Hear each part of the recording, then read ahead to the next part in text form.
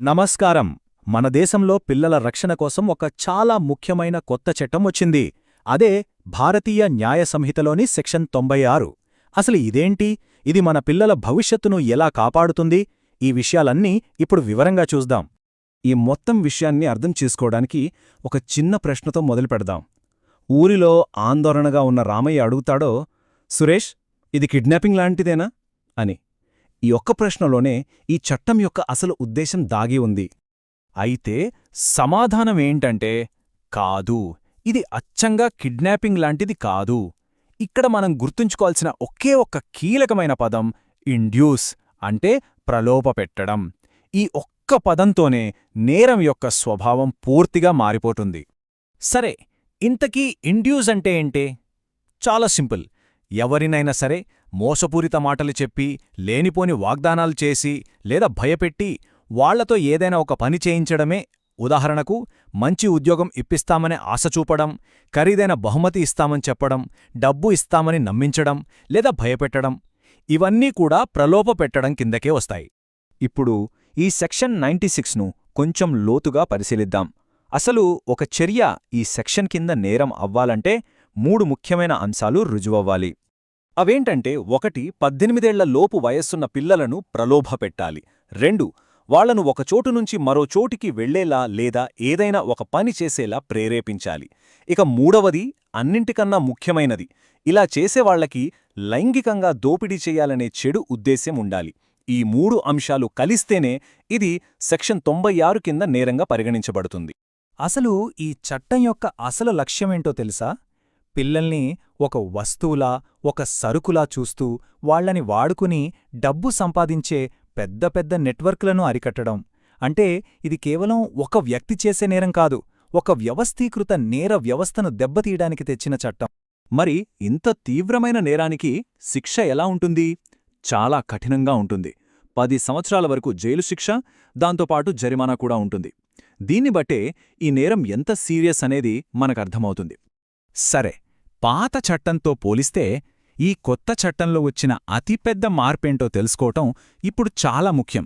ఇది ప్రతి బిడ్డకు రక్షణ కల్పించాలనే లక్ష్యంతో చేసిన మార్పు. ఇక్కడ చూడండి, పాత చట్టం అంటే ఐపీసీ సెక్షన్ 366A కేవలం మైనర్ బాలికలకు మాత్రమే రక్షణ కల్పించేది. కానీ ఈ కొత్త బిఎన్ఎస్ సెక్షన్ 96 పిల్లలు అనే పదాన్ని వాడుతుంది. దీని అర్థమేంటంటే, ఇకపై లింగభేదం లేదు. అబ్బాయైనా అమ్మాయైనా 18 ఏళ్లలోపు ఎవరికైనా ఈ చట్టం సమానమైన రక్షణ కల్పిస్తుంది. ఈ టేబుల్ చూస్తే మనకు విషయం ఇంకా స్పష్టంగా అర్థమవుతుంది. బాధితుల పరిధిని గమనించండి. పాత చట్టంలో కేవలం మైనర్ బాలికలు ఉంటే, ఇప్పుడు 18 ఏళ్లలోపు అబ్బాయిలు, అమ్మాయిలు ఇద్దరూ ఉన్నారు. నేరం చేసే విధానం, దాని వెనకున్న ఉద్దేశం అవే ఉన్నా రక్షణ వలయం మాత్రం చాలా పెద్దదైంది. ఇది లింగ నిర్దిష్ట చట్టం నుండి లింగ తటస్థ చట్టం వైపు వేసిన ఒక అద్భుతమైన ముందడు. అయితే ఒక నాణ్యానికి 2 వైపులు ఉన్నట్టు ఇంత శక్తివంతమైన చట్టాన్ని కూడా మరో కోణం ఉంటుంది. ఇది నిజమైన నేరస్తుల నుండి కాపాడటంతో పాటు కొన్నిసార్లు దుర్వినియోగమయ్యే ప్రమాదం కూడా ఉంది. అవును, అబద్ధపు కేసుల గురించి కూడా మనం ఖచ్చితంగా తెలుసుకోవాలి. ఆలోచించండి, రక్షణ కోసం చేసిన ఒక చట్టాన్ని వేరొకరిని ఇబ్బంది పెట్టటానికి లేదా వాళ్ళమీద పగ తీర్చుకోటానికి వాడగలరా? ఇది చాలా ముఖ్యమైన ప్రశ్న. దీనికి సమాధానం తెలుసుకోవడం మనందరికీ అవసరం.